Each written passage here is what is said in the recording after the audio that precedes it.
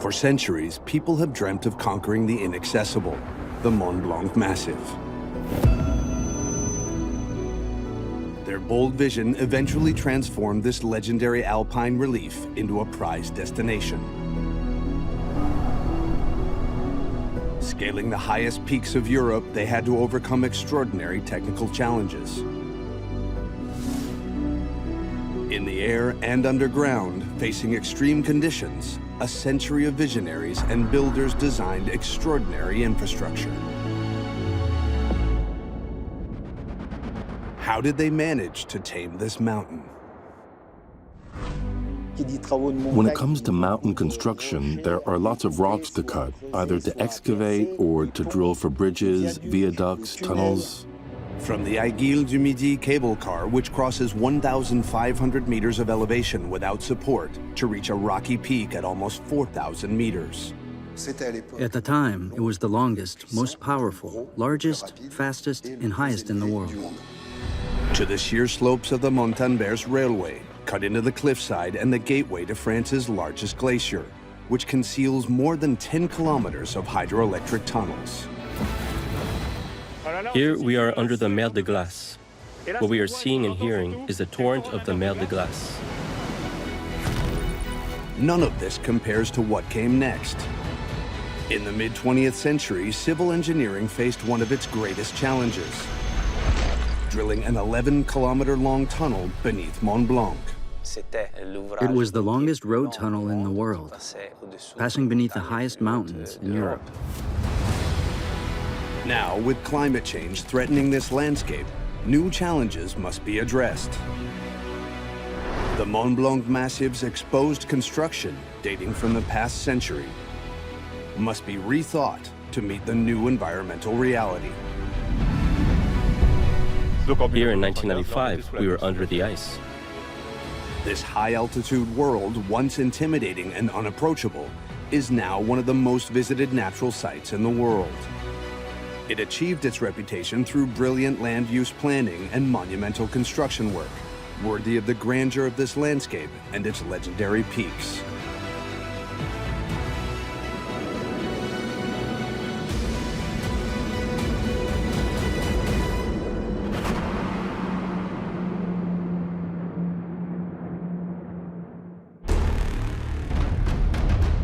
The Mont Blanc Massif is an extraordinary alpine formation.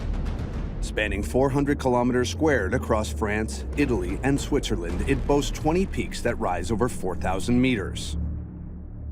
Among them, the most iconic and the highest summit in Western Europe towers over the Chamonix Valley at 4,805 meters, Mont Blanc. This cross-border giant is the emblem of this world of ice and snow, reigning over an extreme environment in which oxygen levels are low, gusts of winds exceed 250 kilometers an hour, and temperatures can plummet to minus 40 degrees Celsius. That's why, in the past, no one dared venture into this cursed massif, petrified by its vast snow-covered walls and terrifying ice peaks. In the Middle Ages and 17th century, Mont Blanc was a daunting natural barrier that deterred people. Back then, nobody knew that it contained the highest peak in Europe. One can imagine the valley enclosed and isolated by the surrounding mountains. Yet people were fascinated by these glaciers and terrifying peaks. They dreamed of conquering Mont Blanc. It wasn't until 1786 that two adventurers, Jacques Balmat and Dr. Paccard, embarked on this ascent. Without ropes, ice axes, or crampons, and with a makeshift encampment, they reached the summit after a 14-hour climb. That really was the birth of exploration and conquest mountaineering, and the start of a great tourism venture in Chamonix and the Alps. It marked the beginning of tourism and access to the unknown. High mountain terrain became accessible, and everyone could share the dream. The tourist quest to conquer the roof of Europe had begun. People came seeking the thrills of the peaks and wanting to gaze upon a world of ice. So they decided to build a cable car, one that would break all records and become a direct gateway to high-altitude mountaineering. A cable car that reached nearly 4,000 meters altitude, unheard of at the time. It was the highest, fastest, largest, and most powerful cable car in the world. The Aiguille du Midi cable car. Building this giant was an unprecedented technical feat. This spectacular project was carried out over 4 years in the 1950s by sky spiders, who wove cables to conquer the high mountains. 5,420 meters and an elevation gain of 2,739 meters are crossed in just 20 minutes. When the work was completed, the cable car became the emblem of the valley and one of the most visited attractions in the massive. The Aiguille du Midi has about 500,000 visitors each year. In February, the busiest days see more than 2,500 people daily. The peak season is summer, when we see the biggest crowds, up to 4,500 visitors per day. The creators of this dream and cable car hope to build a departure point in the center of Chamonix, allowing access to the mythical summit that offers an extraordinary view of the massif from a breathtaking height. To successfully achieve this unprecedented ascent of over 5 kilometers, they had to make a cable car in 2 parts. The first section, supported by 3 pylons, crossed an elevation of 1,279 meters, connecting Chamonix to the intermediate station, the Plaine de l'Aiguille, which is the heart of the system. The second section had to reach the north face of the Aiguille at 3,842 meters. An additional vertical drop to be overcome, this time facing a dizzying rock wall. This second section of the cable car was a true technical feat because the placement of pylons or any line structures was not feasible. They had to show they could hang a cable from the summit to the ground over a span of almost 3 kilometers, which had never been done before without pylons. They would need to prove that a cable car could be built on that site. In 1949, Alpine guides from Chamonix and Italy transported a 1.8-kilometer-long steel cable weighing over 1 ton and unrolled it from the summit of the Aiguille. The major feat of the 1950s was to pull a cable down. Guides carried it on their backs, stretching it between the summit of the Aiguille du Midi and the Plaine d'Aiguille. They left it for the winter to check there were no cable breaks or other issues. The test was successful, and they were given the green light to construct the second segment. With the wager won, building could start in conditions that were to prove extreme. A network of freight elevators and walkways was woven around the pinnacle of the Aiguille at 3,842 meters. At that altitude, the job is 3 to 4 times more demanding due to the lack of oxygen. On the edge of these dizzying cliffs, the workers were like tightrope walkers suspended on wooden planks. They were both workers and guides, accustomed to high mountain conditions, unafraid of heights, and skilled in moving along snowy ridges or rocky terrain. Those tightrope walkers hand-drilled over 6,000 cubic meters of rocks under the central peak in order to anchor the future arrival station. 1,000 tons of material were transported each month at a time when helicopters didn't exist, and everything was done by hand. They used tires to maintain fires, to melt snow or warm their hands, as their fingers would stick to the metal in temperatures as low as minus 35 degrees, or storms with winds of 200 kilometers per hour. Avalanches, falling rocks, crushing, or electrocution. In total, 4 people died in these terrible conditions. The earth-moving work was completed on time, and they had to hoist 80 tons of steel to the peak in order to build the arrival station. Meanwhile, hundreds of cubic meters of concrete had to be poured for the foundations of the pylons spread out along the first section. We're in the first section of the cable car. We started from Chamonix at 1,000 meters altitude, and we are heading to the intermediate station at 2,300 meters, where the machinery for both cable cars is located. Here we have the traction cable engines, along with the tension counterweights for the 83-ton support cables and the machinery room.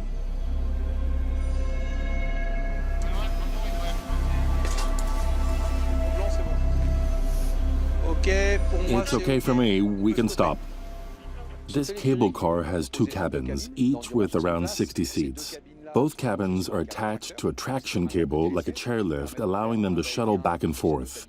But as it's a cable car, there are also two supporting cables on which the carriages run, enabling their ascent like train tracks, guiding the cabins. When one cabin departs from the intermediate station, the cabin from the summit descends and they cross midline.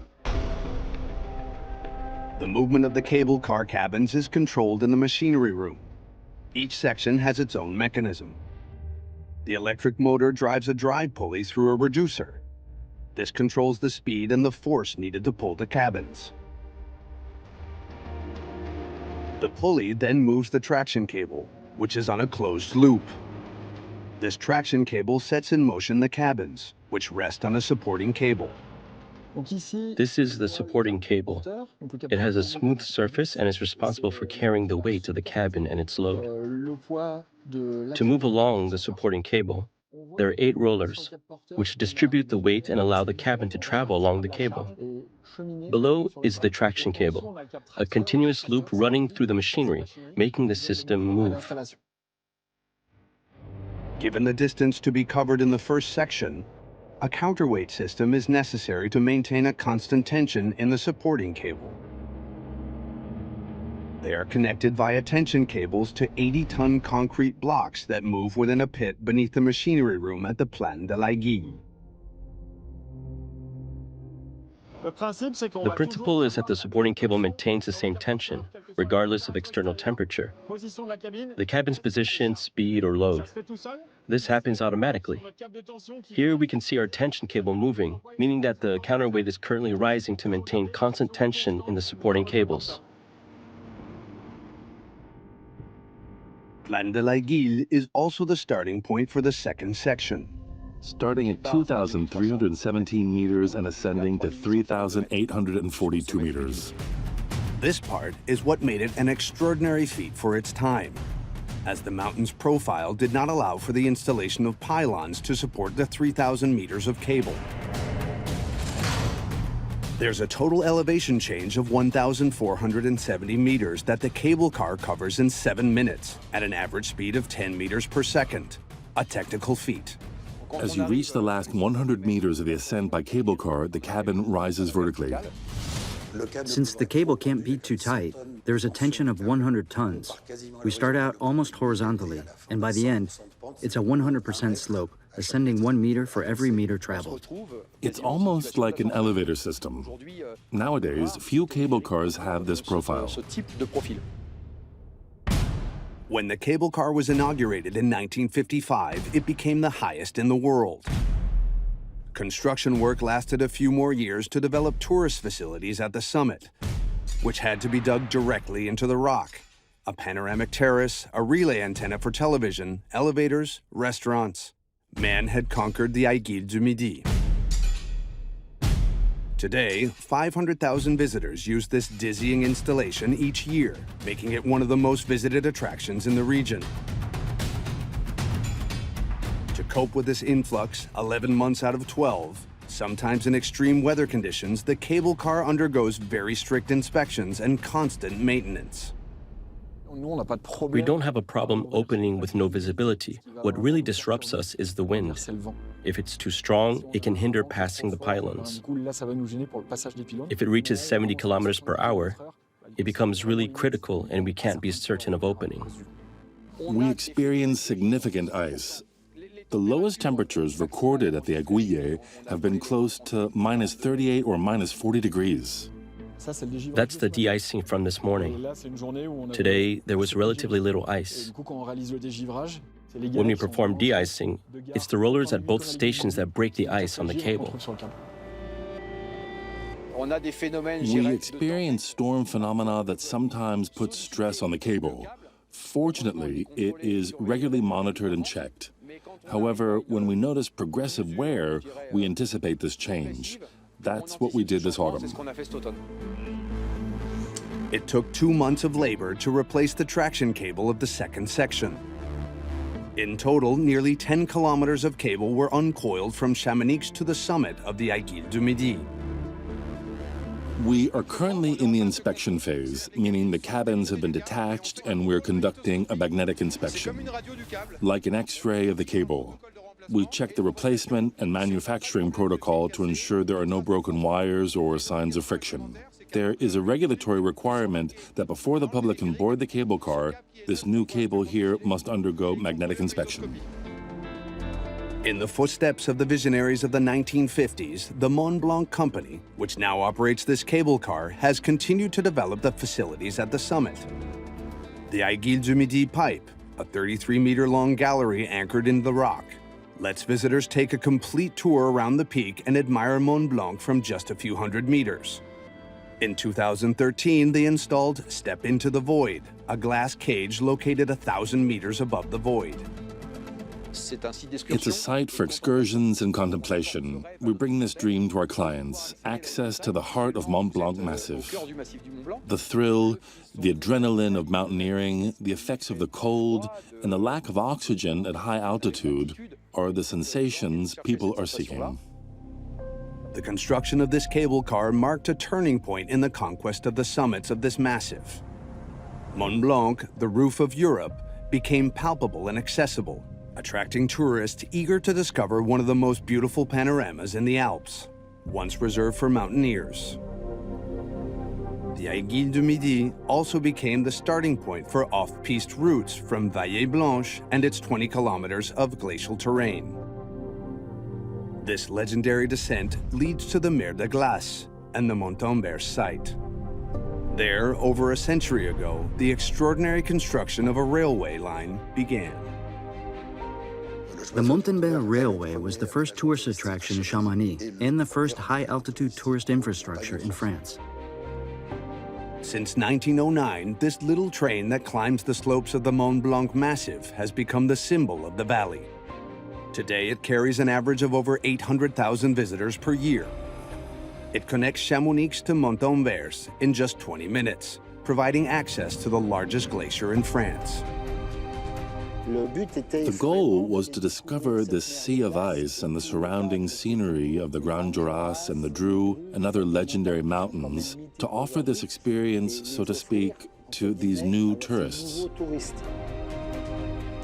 If this little train can climb 1,000 meters of elevation on these dizzying slopes of 22%, it's thanks to a huge technical feat. One of the most perilous railway projects undertaken at the beginning of the last century. This railway would travel from the center of Chamonix to the Montenvers Refuge at 1,913 meters, the most popular tourist site of the start of the century. With avalanches, landslides, corridors to cross, freezing temperatures, and the steep incline, this was a risky construction project. The first blow of the pickaxe was struck in 1906. Mountain construction obviously entails a lot of excavation and drilling. People weren't afraid of that. They just multiplied the workforce. It was a huge undertaking. In 1906, 200 workers from Val d'Ota and Haute-Savoie worked for 2 years to create a trench in the mountain, build a tunnel and a covered trench, manually carve stones, and lay 5.1 kilometers of track from the center of Chamonix. Many of the workers were stonecutters, and lots of them were very young. In the photos, we see kids of 12, 13, or 15, no older. The first phase involved leveling the old mule driver's path that took tourists to the Mer de Glace. It had to be widened. The forest was cleared, then the rock split to create a zigzag path along the mountainside. The construction materials were extracted on site. The granite was cut and used to build the support walls and bridge piers. The stones were crushed into sand or ballast to support the railroad ties. It was a true battle of the rails. Hundreds of railroad workers worked around the clock for almost 3 years. It was truly exhausting work, like the efforts required to construct Alpine tunnels, where you have to blast through the rocks using explosives and dynamite, and build hundreds of meters of walls manually, using pickaxes. With these grueling methods, they constructed several engineering structures along the line. They carved into the rock for over 100 meters to create the Tunnel des Planards. Higher up, the curved Grépin tunnel, spanning 306 meters, was entirely excavated by hand. bridge its avalanche-prone gullies, workers erected the Montenvers viaduct. It's our gem, so to speak. A viaduct with 11 arches, all built in granite. An emblem of this railway route. This architectural masterpiece built on the mountainside is an achievement in itself. A 152-meter-long S-shaped viaduct on a 20% slope. Making such a steep incline was a record at the time. This feat could only be achieved using a rack and pinion system, essential for such a steep gradient. Simply put, we have two rails guided by wheels. Then we have this tooth-racked section that engages with a cog rail.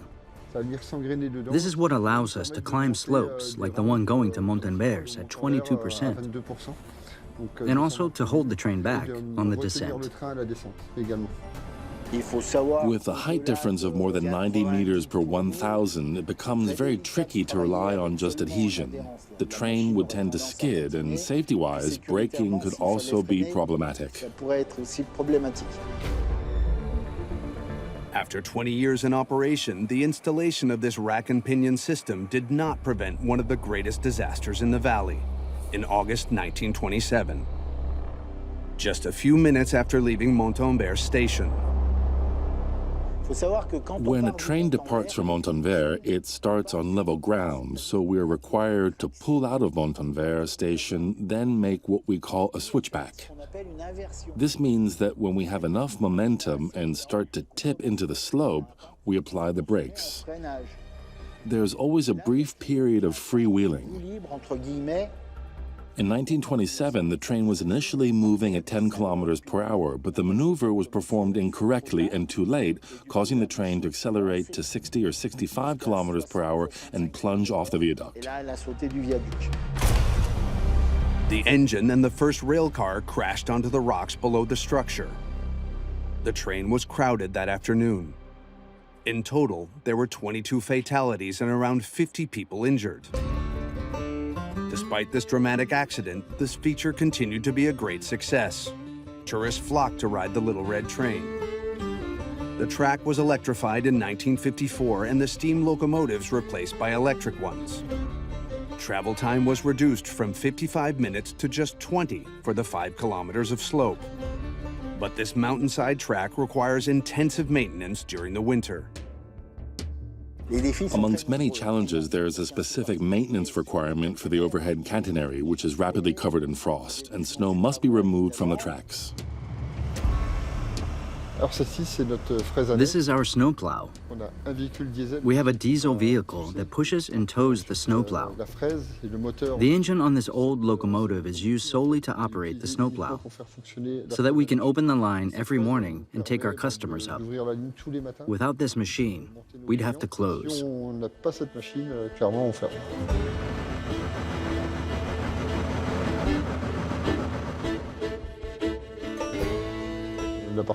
At the peak, there can be 30, 40, 50 centimeters or more snow in the morning. To cope with snowfall during the winter season, the Mont Blanc Company reinforced the century-old installation with avalanche barriers along more than 600 meters of the track. This helps secure the track by preventing snowslides and allows them to operate the line all year round. Driving is one thing, but maintenance, snow removal, and overhead line work, these are what enrich our profession. We genuinely love this extraordinary job. The Montenvers Railway made the Mer de Glace the most easily accessible glacier in the Mont Blanc Massif. When passengers disembark before this exceptional panorama of France's largest glacier, they have no idea that a gigantic network lies hidden beneath the ice, Les Bois hydroelectric power plant. Right beneath their feet lie almost 10 kilometers of galleries. And people don't realize that this is where the water from the glacier is harnessed to produce hydroelectricity. The Alps generate 1/3 of EDF's hydroelectric production in this region. In the Mont Blanc Massif alone are 90 glaciers covering an area of more than 150 kilometers squared. These true water reservoirs represent a valuable hydroelectric resource for humanity. Snow falls, accumulates, compacts, and densifies over the years until it becomes impermeable and transforms into a glacier. The mer de glace, 7 kilometers in length, a 40-kilometer squared surface area, and 4 billion cubic meters of ice, 2,500 meters in elevation, is a massive hydroelectric resource. And engineers have recognized this. Since 1973, EDF has been collecting the natural meltwater beneath the glacier to produce electricity. The mer de glace torrent provided by the glacier is collected beneath it and channeled towards the turbine through kilometers of tunnels carved into the mountain. This water is projected at 300 kilometers per hour onto a turbine, which generates electricity.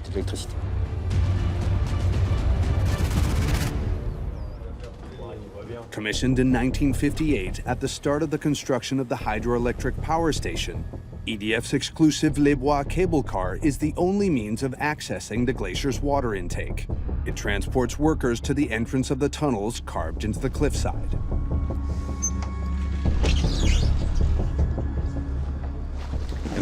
Here we enter into roughly 3 kilometers of pedestrian tunnels that run parallel to the water tunnels. Everything was excavated using dynamite, and there are traces of this work like sticks of dynamite. In the summer of 1968, for 5 years, workers dug almost 10 kilometers of tunnels of 2 types. Access tunnels to monitor and maintain the installation, and water tunnels to transport the meltwater from the glaciers to the power station. We used the pedestrian tunnels. Alongside is another tunnel which transports captured water to the power station for turbine use. These doors are watertight. We only pass through them in winter when we know the flows inside are low, allowing us access. At the end of the first 850-meter-long tunnel are 319 steps to access the subglacial intake. Navigating this environment of tunnels and stairs shapes the design of our interventions. We must prepare well, because if we forget something, we could lose a day or two. The context influences our operations and maintenance.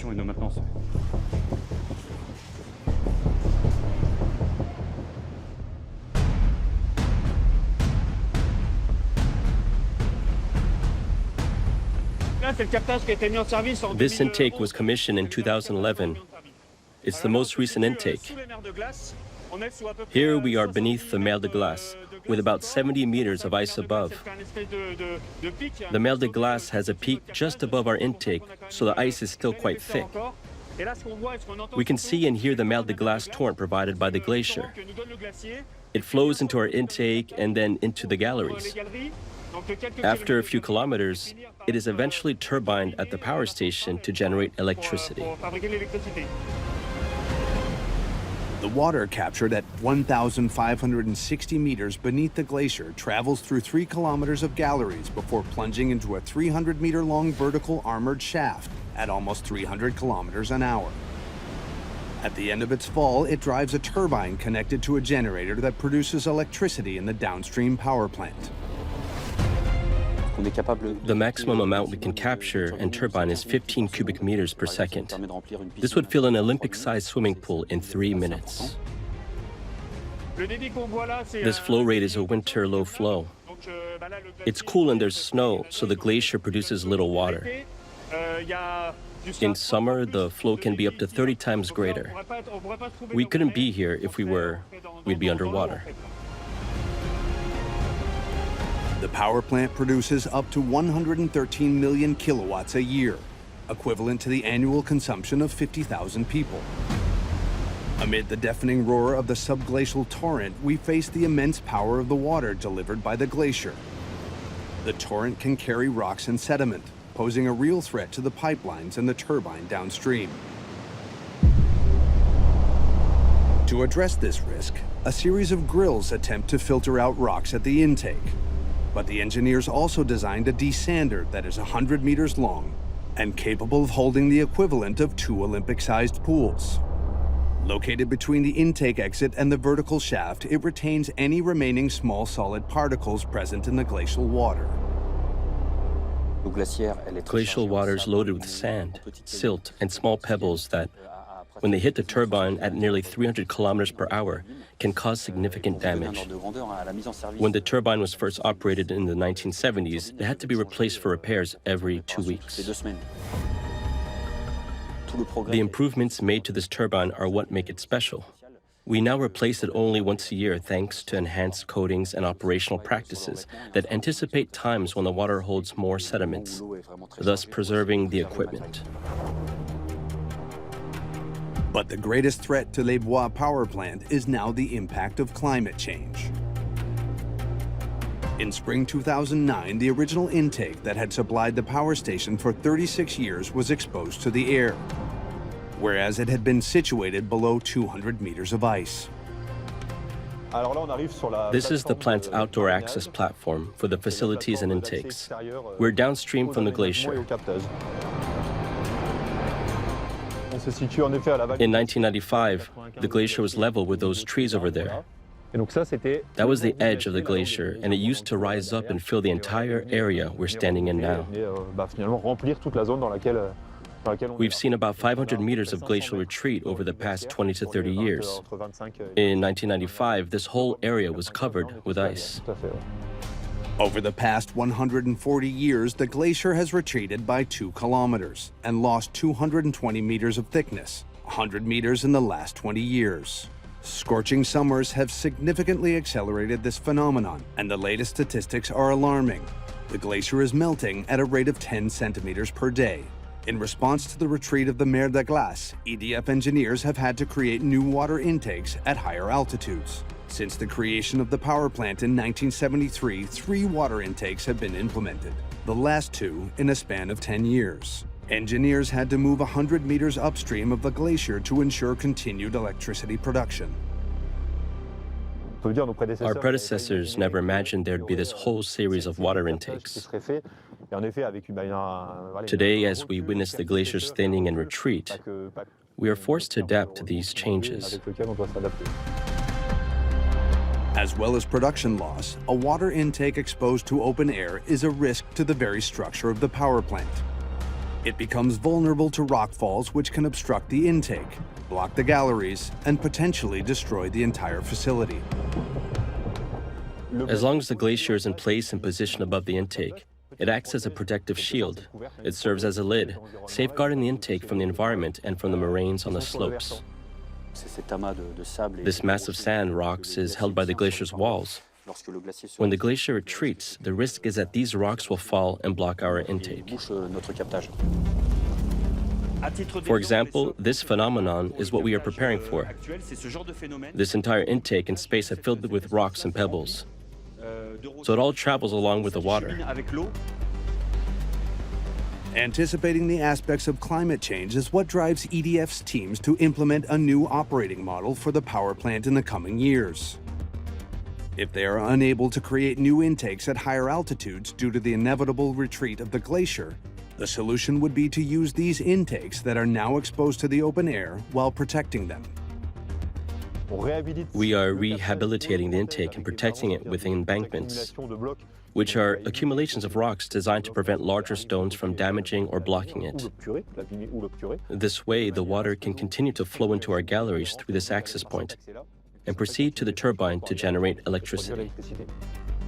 The subglacial intake then becomes a surface intake.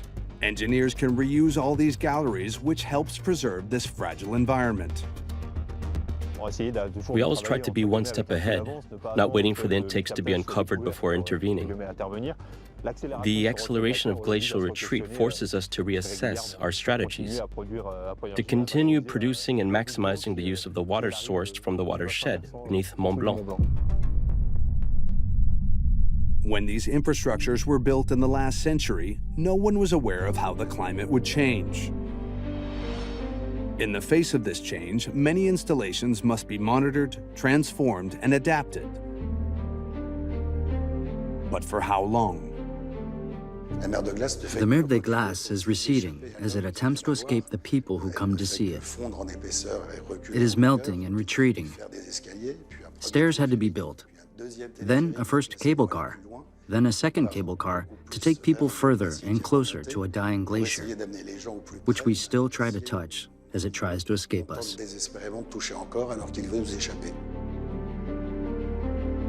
The Mer de Glace's new cable car had to be built 600 meters upstream from the glacier. 2.5 years were required to design this ascent on the cliffside.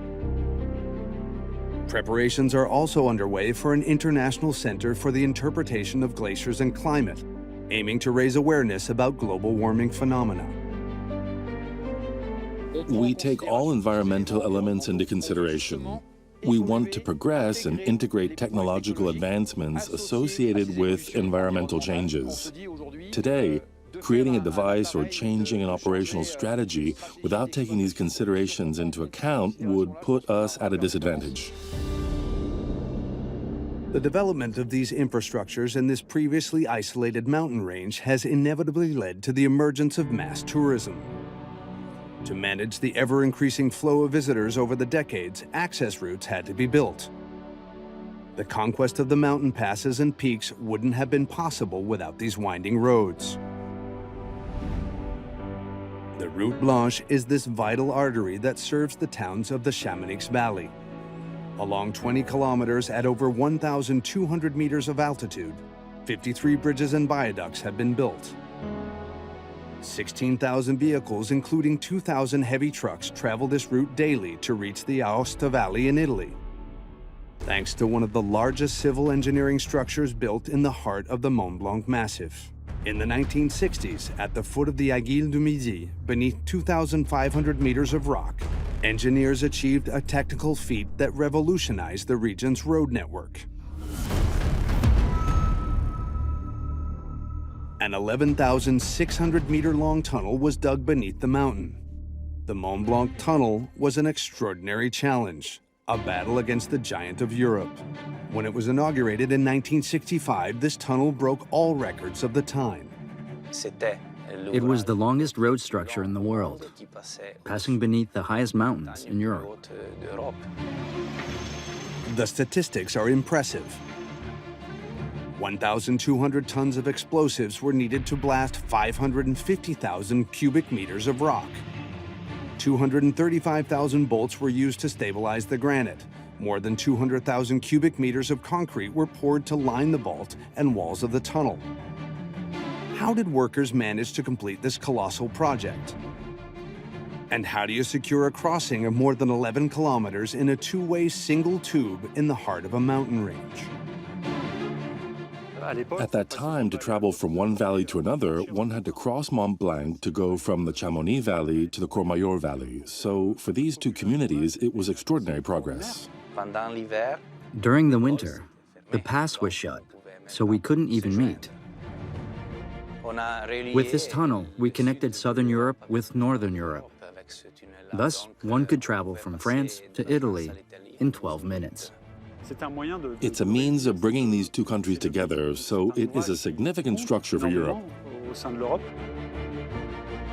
It took technological ingenuity and innovation for the French and Italian states to complete this monumental and unprecedented project. The Mont Blanc Tunnel was the culmination of the conquest of this insurmountable alpine barrier, opening a new route for international traffic both in summer and winter. However, they still had to determine the appropriate route beneath kilometers of rocks that were millions of years old. An Italian land surveyor was tasked with finding the best route. On the mountain, in extreme weather conditions, he assessed the path of the future tunnel. This straight line was to run beneath the Aiguille du Midi and connect the Chamonix Valley on the French side to the Aosta Valley on the Italian side. It was a route between Paris and Rome, passing close to Geneva. There was the configuration of the Alps with valleys on either side. The aim was to minimize the length, so they chose this 12-kilometer route. Construction began in 1959. Each country aimed to excavate 5,800 meters of tunnel before meeting in the center. To accomplish this colossal task, the workers would use a jumbo, a 75-ton machine mounted on rails and equipped with 16 drill heads. It carried 25 workers who drilled 140 holes at each stage, into which they inserted explosives. They each started from their own side with similar techniques, those of the time. They drilled into the rock, placed explosives, detonated the mines, then continued in this way through the tunnel. Simultaneously, 23-ton shovels cleared away the blasted rocks, which were evacuated in 90 wagons pulled by electric locomotives.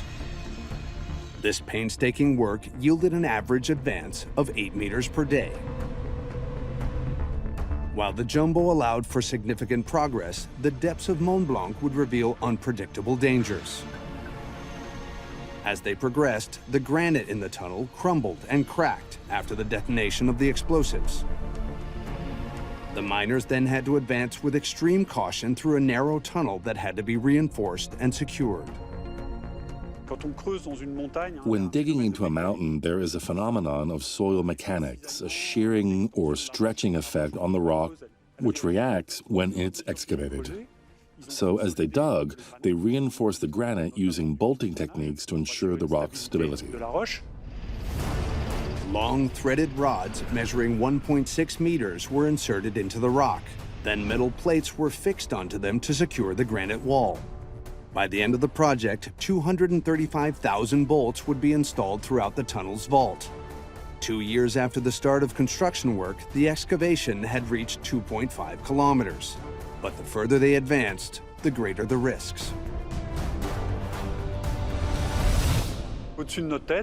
Above our heads are about 2,500 meters of granite and glaciers. The main risk for the workers was the influx of water and potential landslides as the tunnel was being excavated. A large part of the rock under which the tunnel runs is covered by the glaciers of the Vallée Blanche and the Mont Blanc massif. In December 1961, there was a violent cold water surge beneath the glacier. As a result, 1,000 liters of water per second burst through a breach. The tunnel was flooded to a height of 40 centimeters. Excavation work was suspended for 1 month until the water flow decreased to 300 liters per second. Shortly after work resumed in April 1962, there were 3 large avalanches on the Italian side which crashed onto the construction site. 23 men lost their lives during those 44 months of construction work. The last stretch of this underground hell was excavated on August 14, 1962. The final explosion opened the barrier between the 2 construction sites. The Italian and French teams were finally united as the feat was completed. The challenge was met. 11,600 meters were excavated after 4,600,000 hours of work. Almost 1 million cubic meters of rock material was extracted. It would take another 3 years of work to complete the internal structures. The vault of the tunnel was lined with 200,000 cubic meters of concrete. On the floor, concrete caissons were used to both support the roadway and conceal the tunnel's entire ventilation system. These caissons were prefabricated as the structure progressed, then fixed together so that now, under our feet, we have caissons and fresh air ducts that supply the tunnel. At each end of the tunnel, complex wind tunnels were excavated at the entrances of the French and Italian platforms. Each ventilation station has 4 fans that push fresh air into the ducts, located beneath the tunnel's roadway. These fans blow 600 cubic meters of fresh air through the 4 ducts beneath the roadway. The air is released through air vents placed every 10 meters along the route. 2 other fans are used to extract the stale, contaminated air through a 5th duct located beneath the roadway. This air is drawn out through air vents located in the keystones of the vault every 300 meters. After these final safety adjustments, the Mont Blanc Tunnel was officially inaugurated on July 16, 1965, after 6 years of work. That year, man had conquered the highest peak in Europe, but one suspected that it would become the scene of one of the most dramatic road accidents of the 20th century. To date, 8 bodies have been formally identified among the 41 victims claimed by the disaster. On March 24, 1999, a semi-trailer began emitting smoke in the center of the tunnel. The vehicle caught fire and the blaze became uncontrollable. The temperature rose to 1,000 degrees, causing the concrete slabs and the vault walls to explode. Other vehicles were not alerted and continued to enter the tunnel. The fire would claim 39 lives. 53 hours of terror in the heart of the Mont Blanc Tunnel that would forever traumatize the valley. The installations from the 1960s were no longer suited to the traffic levels of the 1990s, which saw more than 2 million vehicles per year. A massive overhaul took place following this tragedy. In total, 3 years were needed to thoroughly renovate the control and monitoring systems, construct new shelters, improve evacuation methods, and enhance smoke extraction systems. The tunnel would become a global benchmark for security measures. A whole range of modern equipment was installed in the Mont Blanc Tunnel.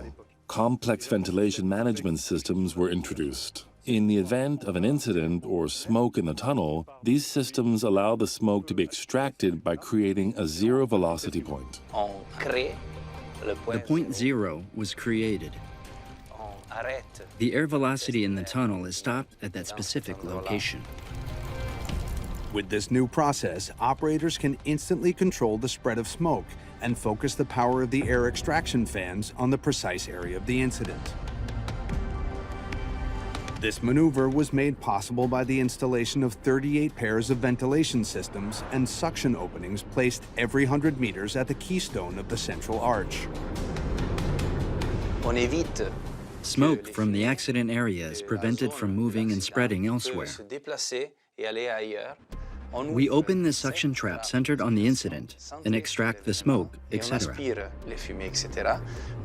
We have a suction power that can reach almost 150 cubic meters per second. The 2 ventilation stations located at each entrance of the tunnel were also reinforced with 4 new auxiliary air extraction fans positioned throughout the smoke extraction duct. This new technology enables optimal extraction of stale air and smoke in the event of a fire. Control rooms have been installed on each side of the tunnel with agents working 24/7 who have access to all this equipment and can react quickly to an incident. It is probably one of the most monitored structures in the world. There are 160 cameras in the tunnel and 36,000 data points are continuously analyzed by our monitoring systems. So we have significantly advanced safety in the Mont Blanc Tunnel. These new air extraction devices are complemented by a structural reconfiguration. 37 pressurized shelters of 50 square meters have been excavated around the tunnel every 100 meters and linked to an independent evacuation tunnel beneath the roadway.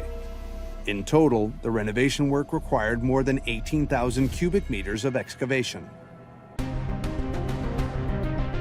This connection, now essential to an entire region, continues to be improved and developed. For the past 9 weeks, workers have been laboring 24 hours a day to maintain one of the largest structures in Europe. Here we have replaced a section of the concrete slabs on which vehicles circulate. We are currently assembling it to secure it to the existing slabs. We are planning for the future. Our goal is to extend the tunnel's lifespan, not by 5 or 10 years, but by 100. So the work we are doing is really aimed at ensuring the structure's long-term sustainability. From its very depths to its highest peaks, man has conquered the Mont Blanc massif from every angle. This technical conquest has not been without consequences. Ever since the first tourist facilities, the volume of visitors to the massif has been extreme. 5 to 6 million visitors come to admire these landscapes each year, and more than 20,000 people attempt to climb Mont Blanc. Overvisitation combined with climate change threaten this now fragile area. This major tourist site must become a laboratory for effective solutions by employing a respectful, regulated tourism approach, promoting sustainable development, and reconsidering construction methods. There are things we did at the time that may now be considered excessive in terms of development. Today, the goal is not to climb higher, but to climb better, to climb more intelligently. The conservation groups with whom we work closely enable us not to confront climate change, but rather to work intelligently on its evolution and how we react to it. The technical challenge of the early 20th century has now become a challenge of adaptation. Protecting inhabitants, landscapes, and biodiversity can only be achieved through cooperative and careful management of the environment. The Mont Blanc Massif must remain this wild space that attracts visitors from all over the world.